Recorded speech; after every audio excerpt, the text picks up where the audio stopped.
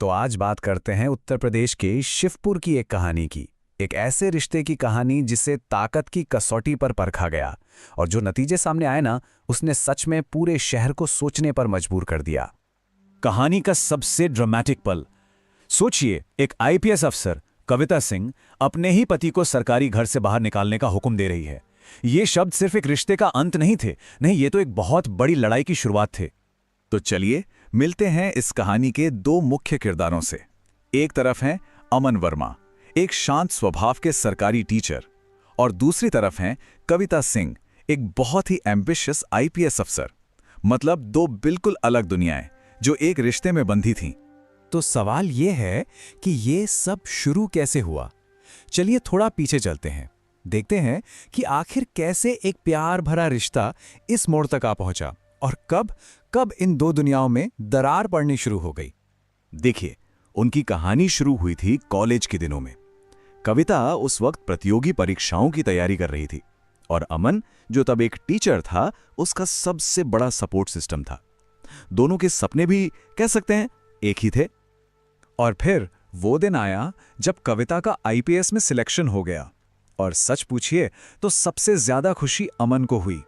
उसने मिठाइयां बांटी, सबको बताया। उसे लगा कि ये सिर्फ कविता की जीत नहीं है, ये तो उनकी साझा जीत है, उनका सपना जो पूरा हो गया था। लेकिन कहते हैं ना, ताकत अक्सर अपने साथ एक नशा लेकर आती है। कविता की पोस्टिंग के बाद सब कुछ बदल गया।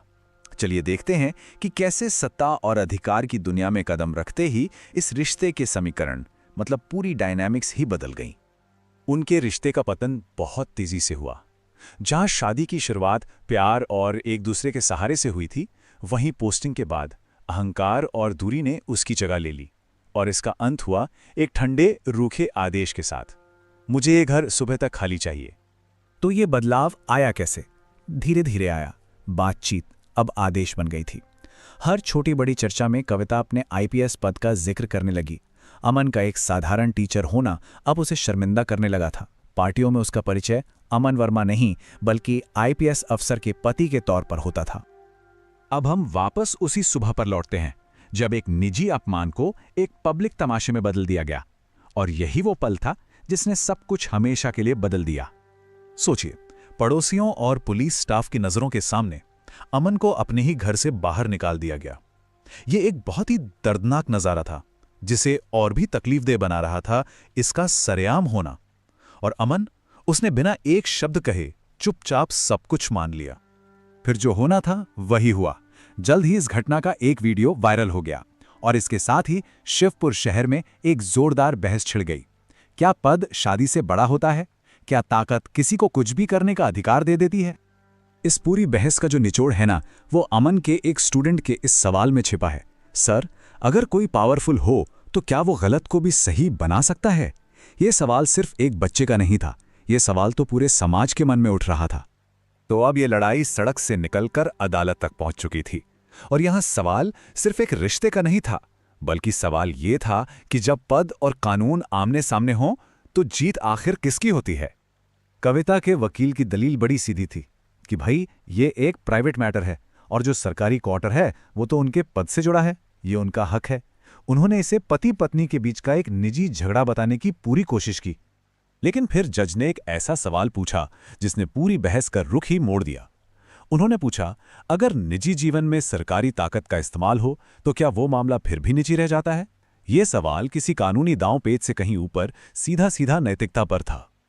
और फिर जज ने वो ऐतिहासिक बात कही जो इस पूरे केस का सार थी।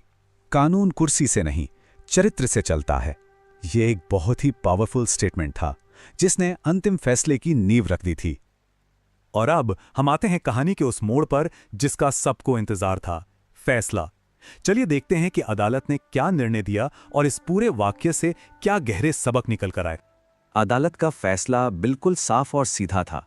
कविता सिंह को सरकारी पद के गलत इस्तेमाल का दोषी पाया गया। उन्हें तुरंत सरकारी क्वार्टर खाली करने का आदेश दिया गया और साथ ही उनके खिलाफ डिपार्टमेंटल इंक्वायरी शुरू करने का भी निर्देश दिया गया। इस फैसले के बाद शहर में कोई जश्न नहीं मना, बल्कि एक खामोशी छा गई, एक गहरी समझ वाली खामोशी। लोगों ने इसे किसी की जीत या हार के तौर पर नहीं देखा, बल्कि एक सबक के रूप में देखा। तो फिर इस पूरी कहानी का असली सबक क्या है? शायद यही कि सच्चा कद किसी पद या ताकत से नहीं मिलता, वो तो चरित्र से मिलता है और चुप रहकर भी सही के लिए खड़े होने के साहस से मिलता है। सम्मान आखिरकार कमाया जाता है, थोपा नहीं जाता। ये कहानी हमें कुछ जरूरी सवालों के साथ छोड़ जाती है। क्या अमन का अदालत जाने का फैसला सही था, या उसे बदनामी और रिश्ते के टूटने के डर से सब कुछ सह लेना चाहिए था? और वही सवाल जो अमन के छात्र ने पूछा था, क्या ताकतवर होना वाकई किसी गलत को सही बना सकता है? सत्ता और नैतिकता, इन दोनों के बीच की रेखा क्या होनी चाहिए? और आखिर में, क्या जज का फैसला सच में न्याय था, या एक निजी मामले में कानून का दखल कुछ ज्यादा ही सख्त था?